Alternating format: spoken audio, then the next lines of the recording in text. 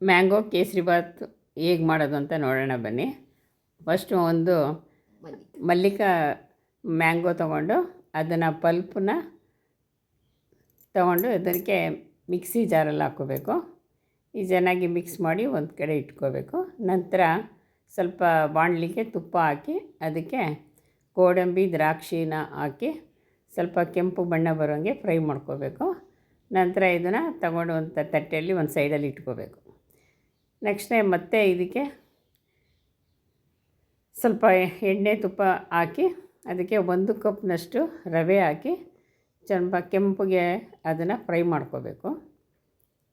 ಚೆನ್ನಾಗಿ ಕೈ ಆಡಿಸಿ ಅದನ್ನು ಚೆನ್ನಾಗಿ ಹುರಿತಾ ಇರಬೇಕು. ಅದು ಸ್ವಲ್ಪ ಕಂದು ಬಣ್ಣ ಬರೋ ಹಾಗೆ ರವೆನ ಚೆನ್ನಾಗಿ ಹುರಿದ್ಮೇಲೆ ನಾವು ಮೊದಲೇ ರೆಡಿ ಮಾಡಿಟ್ಕೊಂಡಂಥ ಪಲ್ಪನ್ನ ಇದಕ್ಕೆ ಸೇರಿಸ್ಬೇಕಾಗುತ್ತೆ.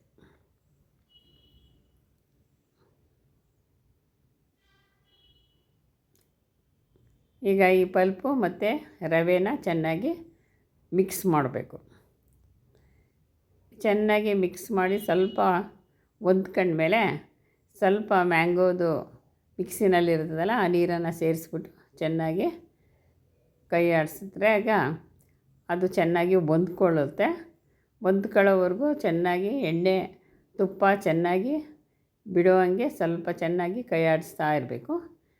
ಅದಾದಮೇಲೆ ನೆಕ್ಸ್ಟು ಯಾವ ಅಳತೆಯಲ್ಲಿ ನಾವು ಕಪ್ಪು ರವೆ ತೊಗೊಂಡಿರ್ತೀವೋ ಅದರಲ್ಲಿ 3/4 ಭಾಗದಷ್ಟು ಸಕ್ಕರೆನ ಸೇರಿಸಿ ಚೆನ್ನಾಗಿ ಫ್ರೈ ಮಾಡ್ತಾಯಿದ್ರೆ ಆ ಬಾಣಲಿನಲ್ಲಿ ಅದು ತುಪ್ಪ ಎಣ್ಣೆ ಬಿಡುವಂಗೆ ಸ್ವಲ್ಪ ಚೆನ್ನಾಗಿ ಬಾಡಿಸ್ಬೇಕು.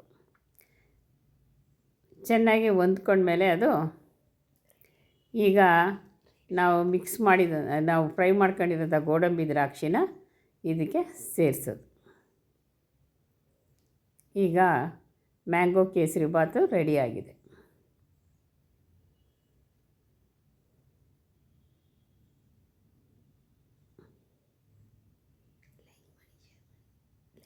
ಈಗ ನೋಡಿ ಮ್ಯಾಂಗೋ ಕೇಸರಿಬಾತ್ ರೆಡಿಯಾಗಿದೆ. ತಿಂದು ಟೇಸ್ಟ್ ನೋಡಿ, ಲೈಕ್ ಮಾಡಿ, ಸಬ್ಸ್ಕ್ರೈಬ್ ಮಾಡಿ.